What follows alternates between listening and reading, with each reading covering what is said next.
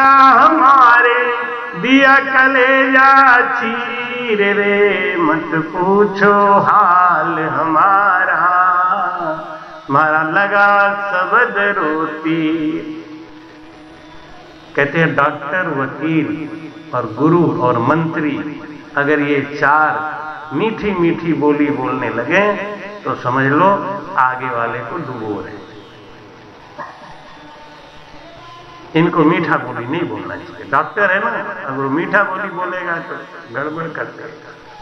Diabetes वाले को कहेगी, डायबिटीज वाला पूछे कि महाराज रसगुल्ला खा ले, तो खा लो कोई बात नहीं, मेरे पास दूसरी दवा है ना, वो हम दे देंगे। हाँ डॉक्टर बहुत बढ़िया है, बढ़िया नहीं है मत डाले।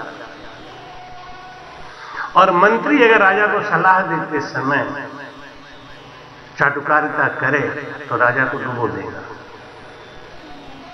और गुरु अगर कड़वा वचन नहीं बोले तो अपने भक्तों को डुबो देगा। उस सत्संग का कोई मतलब नहीं जिस सत्संग में जाके हमारी बुद्धि नहीं खुले, हमको झटका नहीं लगे, हमारा सोच नहीं बदले, उस सत्संग का कोई मतलब नहीं। महाराज कहते हैं दिन दिन सोई नर जानिए, जाघट हरि भय हो, फिर दिन सो सुख राम कहें, आशा रखे न कोई। बोलो राम।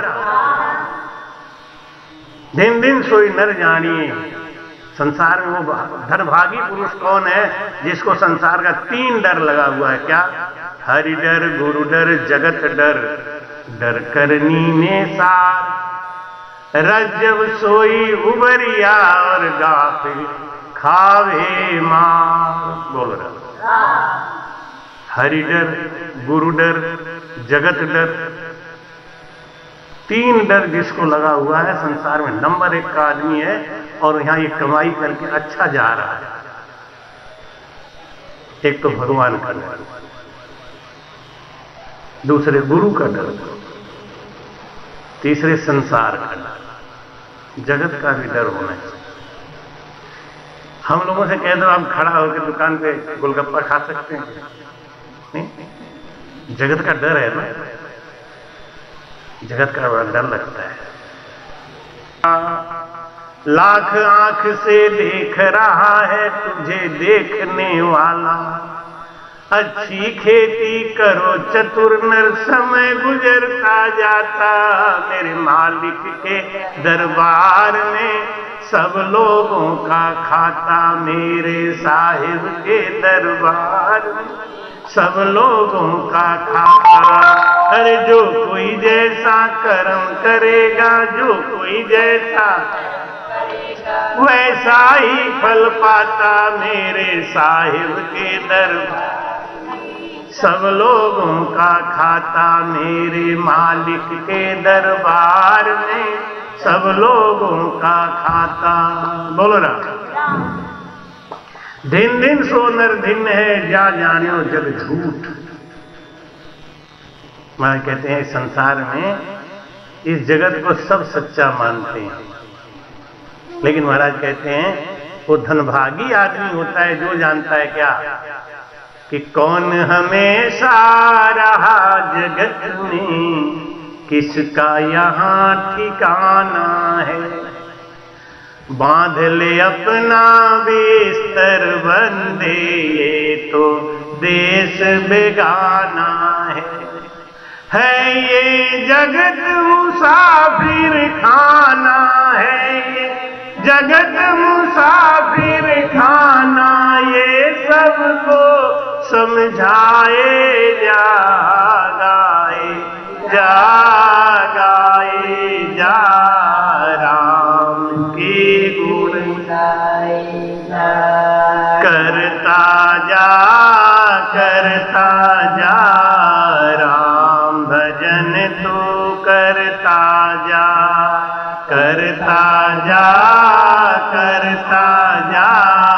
राम भजन तू करता जा।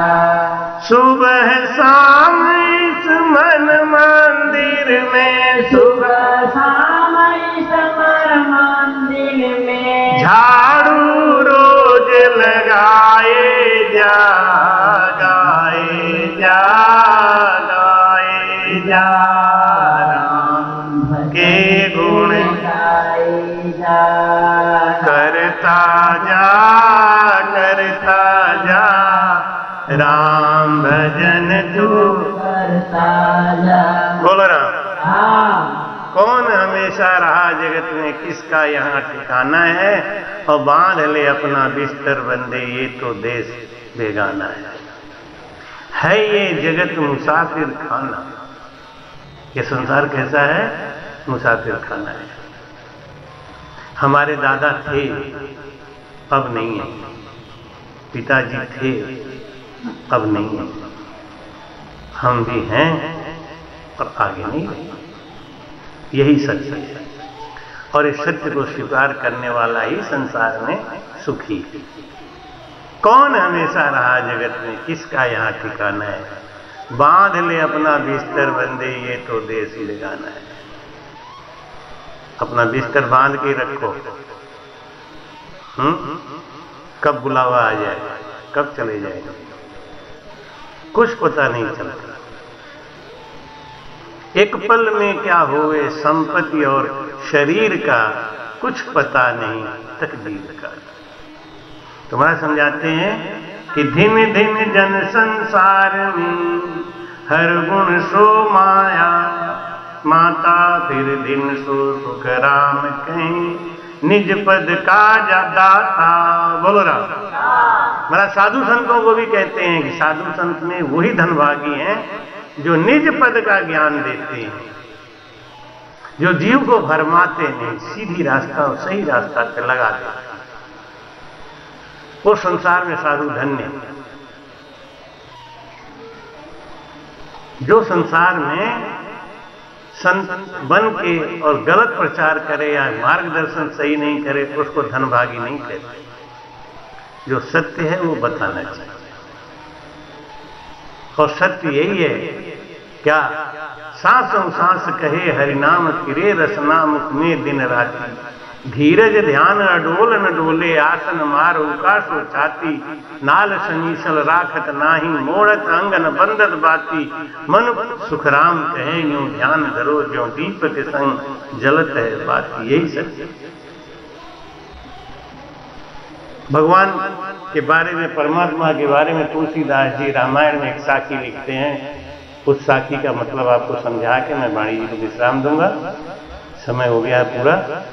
भाई कहते हैं कि ब्रह्म सुख ही अनुभव ही अनूपा, अकथ अनाम नाम न रूपा।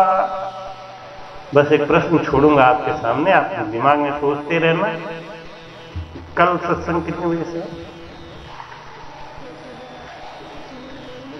सुबह। हाँ, सुबह ही तो करेंगे, शाम को जाना है। प्रश्न एक छोड़ रहा हूं, ब्रह्म सुखई अनुभव अनूपा, अकथ अनाम नाम न रूपा। ये तुलसीदास जी रामायण में ना। और एक चीज और लिखते हैं, बिनु पग चलई सुनई बिनु काना, कर बिनु कर्म करई विधि नाना, आनन रहित सकल रस भोगी, बिन रसना बक्ता बड़ जोगी। ये ब्रह्म है। ब्रह्म को पैर नहीं है, बिनु पग चलई। बिनु पग, पैर नहीं है लेकिन चलने वाला वही है। बिनु पग चलई सुनई बिनु काना, उसको कान नहीं है लेकिन सुनने वाला वही है। ब्रह्म को कान नहीं है लेकिन सुनता वही है। ब्रह्म को हाथ नहीं है लेकिन करने वाला वही है। और ब्रह्म को जुबान नहीं है, बोलने वाला वही है। ब्रह्म को मुख नहीं है लेकिन स्वाद लेने वाला वही है। ऐसा कौन सा ब्रह्म है? इस भेद को संतों के पास जाके पूछा करो, गूढ़ ज्ञान पूछा करो। रामायण में बहुत गूढ़ ज्ञान भरा हुआ है, लेकिन है क्या कि हम लोग तो बस वही ऊपर से कबड्डी खेल गए, बस एक ही बार सुनते, जैसे कबड्डी होता है ना, कबड्डी कबड्डी कबड्डी कबड्डी, ये सुनते सुनते जिंदगी यही होता है। कबड्डी यही होता है कि कहीं भी रामायण हो रही है, राम कथा हो रही है, बस यही सब होता है। अरे रामायण बहुत कीमती चीज है, समुद्र है, उसके गूढ़ अर्थ को समझो। अभी एक बार कटका में मैंने रामायण गूढ़ रहस्य कथा का आयोजन किया था, 9 दिन का, 7 दिन का। और फिर आगे लोग हमसे पूछते थे कि महाराज ये रामायण में है, अच्छे अच्छे ज्ञानी रामायण के वो हमसे पूछ रहे थे, महाराज ये रामायण में इसका अर्थ है। और क्या मैं बाहर से बोल रहा हूं क्या? क्योंकि कभी उसने ध्यान नहीं दिया। अगर इसी का अर्थ हम समझ जाए, बिन पग चले सुनई बिन काना, कर बिन करम करई बिन नाना, आनंद रहित सकल रस भोगी, बिन रसना बकता बड़ जोगी। यही है ब्रह्म, यही है परमात्मा। इसी को खोजने के लिए हम भटक रहे हैं, मथुरा में, काशी में, वृंदावन में, अयोध्या में भाग रहे हैं। वो कहाँ है ब्रह्म, वो कहाँ है ब्रह्म? और तुलसीदास जी रामायण में साफ साफ लिख दिए कि ब्रह्म तो यही है। अब बताइए,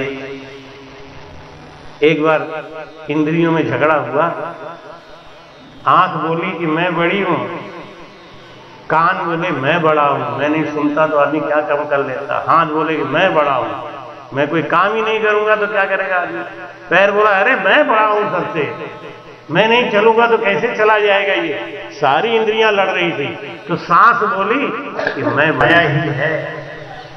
तो अब पार हो जाओ, आगे बढ़ो, अच्छी बात करो। दिन दिन वे नर जुग में राम स्नेही नाम, नाम तो लिखवा लिया कि हम राम स्नेही हैं, राम स्नेही, सबसे ऊंचे बन गए। और काम देख लो तो महाराज नहीं, 2-2 रुपए के झंझट के लिए झंझट करे, लड़ाई करे नहीं।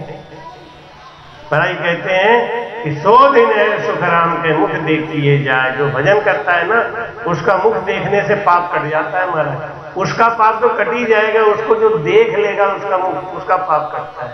भजन करने का इतना बड़ा पराक्रम है, केवल उसका मुंह देख ले बस, मुख देखिए जाए। दिन दिन वे नर जुग में राम स्नेही नाव, फिर दिन सो सुख राम कहें बाबस्ती वो गांव। बोलो राम। एक घर में कोई भजन करने वाला पैदा हो जाए तो 100 पीढ़ी तार देता है, और एक घर में कोई पापी पैदा हो जाए तो 100 पीढ़ी को नरकों में डाल देता है।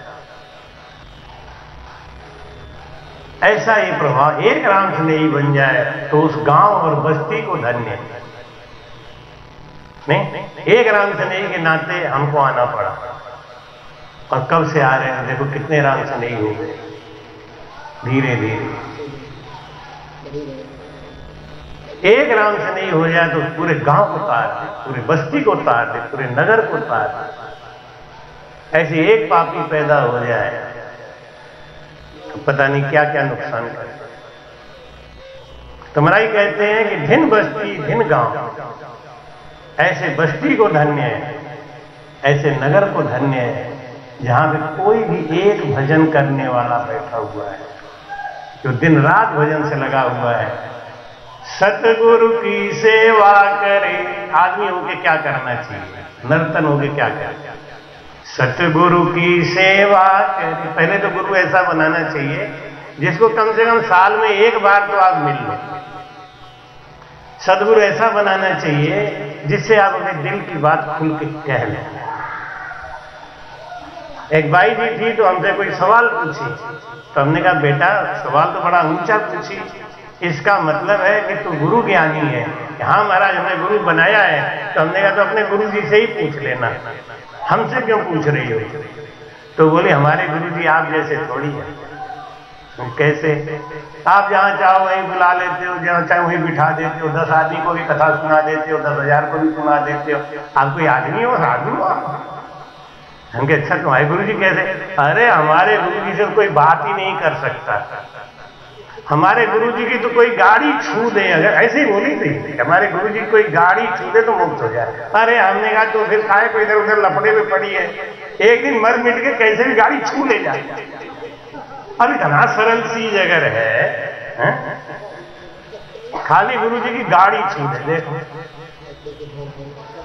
क्यों गुरुजी से मिल नहीं पाते तो उनके चेले कह देते हैं गुरुजी थोड़ी मिल पाएंगे, हैं तो क्या करोगे, गाड़ी छू लो तुम्हारा कल्याण हो जाएगा, गाड़ी छू कल्याण हो जाएगा।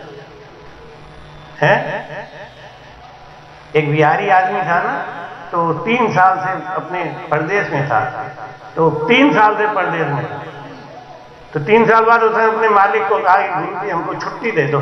क्यों? मेरी बीवी को लड़का हुआ है। तो 3 साल से तो तू यही है रे, लड़का कैसे हो गया? कि नहीं फोन पे बात करता रहता हूं, फोन पे बात होती रहती।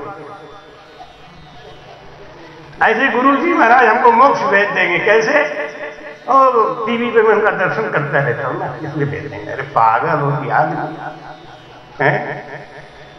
ऐसे ऐसे संसार में बेवकूफ मूर्खानंद रहते हैं। ऐसा भरम पाल के गुरु कैसा बनाना चाहिए, एक बार तो कम से कम मिले, साल में एक बार तो दर्शन हो सके, साल में एक बार तो मिल सके, और कभी कभी अपने दिल की बात तो कह सके। हमारी इनकी लड़ाई हो जाती है, रात को 1 बजे भी कोई शिष्य बोलता है तो मैं उसको निराश नहीं करता, मन से बात सुनता हूं, और जब मैं उसका नाम ले लेता हूं तो उसका आधा वो दूर हो जाता है। गुरुजी हमको मेरा नाम याद है, मुझे सब याद रहता है, बोल तो क्या चाहिए? बस महाराज जी बड़ा खुशी मिली महाराज, आधा रोग दूर हो ले। हमारा क्या गया? नहीं थोड़ी नींद डिस्टर्ब हुई, लेकिन राम जी ने बड़ी कृपा करी हमारे ऊपर कि मुझे रात को जगाओ और बात करते करते भी सो जाता हूँ, मुझे कोई फर्क नहीं पड़ता। 150 बार जगाओ, मैं 150 बार जगूंगा फिर सो जाऊंगा, कोई फर्क नहीं पड़ता। ये राम जी कृपा है। वो जानते हैं कि ये बाबा बनेगा, तो इसको लोग रात रात को परेशान करेगा। तो रात को एक बार जग गया, खटका होने, कुछ लोग होते खटका हो जाए जग जाते, फिर रात को नहीं सोते। अगर हमको ऐसा हो जाएगा तो हमको रोगी बन जाएंगे ना, अब कोई टेंशन नहीं। गंभीर से गंभीर बात होती है, सुन लेता हाँ ठीक ठीक बता दिया और सुन। हमारी कहते हैं ऐसा गुरु करे सतगुरु की सेवा करे। कभी कभी गुरु की सेवा तो मिल जाए ना, कभी खिलाने को मिल जाए, कभी हाथ धुलाने को मिल जाए, ऐसा गुरु करना चाहिए। ले नित निर्गुण नाम, और दिन रात बैठ के भजन करे, सो दिन है सुख राम कहें, सुन जो रे सब गाँव। वो संसार में धनभागी आदमी है जिसके घर में उनके गुरु महाराज जाते हैं, जिनके घर में उनके संत जाते हैं। जिंदगी बीत गई और आज तक गुरु महाराज घर में कभी नहीं आए, चरण नहीं रखा। जिंदगी बीत गई, हमने कभी गुरु जी का आश्रम नहीं देखा, क्या फायदा? ऐसे कहावत कहते हैं जैसे दिवाली के दिन सूरन नहीं खाए तो छछूंदर का जन्म होता है। हम छोटे थे तो ऐसे लोग बताते, हमें सूरन बिल्कुल अच्छा नहीं लगता था, आज इतना अच्छा लगता है कि वो मिल जाए, 3 दिन बासी खा जाता। लेकिन पहले मैं छूता नहीं था, तो मेरी माँ समझाती थी खा ले नहीं छछूंदर बन जाएगा। अब बताओ मैं संत बन गया, छछूंदर बन? छोटा था तो सिखाती थी मम्मी। क्यों कहते मालूम है? सूरन से ज्यादा फायदेमंद सब्जी दुनिया में कोई सब्जी है ही नहीं। सूरन में फास्फोरस होता है, और वो फास्फोरस इतना ज्यादा होता है, इतना ज्यादा होता है कि किसी भी सब्जी में नहीं मिलता। कहते हैं साल में एक बार भी सूरन कोई खा ले तो पूरे साल का फास्फोरस उसका पूरा हो जाता है। हाँ इसीलिए बनाया ना, हमारे ऋषियों ने बनाया कि कभी नहीं खाएंगे, साल में एक बार खिला दो छछूंदर का बहाना बना के, तो इनके शरीर में फास्फोरस की कमी नहीं रहेगी और ये स्वस्थ रहेंगे। धन्य है हमारे ऋषियों को और धन्य है हमारे संतों को। ये हल्दी खाने की प्रथा क्यों बताई? हल्दी बहुत जबरदस्त एंटीबायोटिक होता है। अब संतों ने कहा अगर मैं रोज कहूंगा आदमी से हल्दी खाया करो, हल्दी कोई नहीं खाएगा, तो दाल में हल्दी, सब्जी में हल्दी, ये डालने की रिवाज बना है। ये क्यों? ये हमारा विटामिन है। आपको पता होगा कोरोना में पूरा दुनिया हाहाकार में मच गया था। बड़े बड़े साइंटिस्ट जहां बसते हैं, जहां पैसे का था नहीं है, वहां लाशों का था नहीं रहा। हमारा हिंदुस्तान बचा। कैसे बचा? यही हल्दी और ये लौंग, ये जो मसाला खाते हैं ना, ये कोई मसाला वो लोग खाते हैं। दालचीनी है, लौंग है, ये सब हम लोग जो खाते हैं ना, ये अमृत है। हल्दी है। तो अगर ऋषि संतों ने कहा कि ऐसे कहूंगा तो कोई नहीं खाएगा, कहेंगे ये क्या होता है? नीम के अंदर कोई शीतला माता नहीं, लेकिन नीम ऑक्सीजन देता है। अगर वो कहेंगे ऑक्सीजन देता है तो कोई नहीं मानेगा। तो उन्होंने कह दिया इसमें शीतला माता रहती।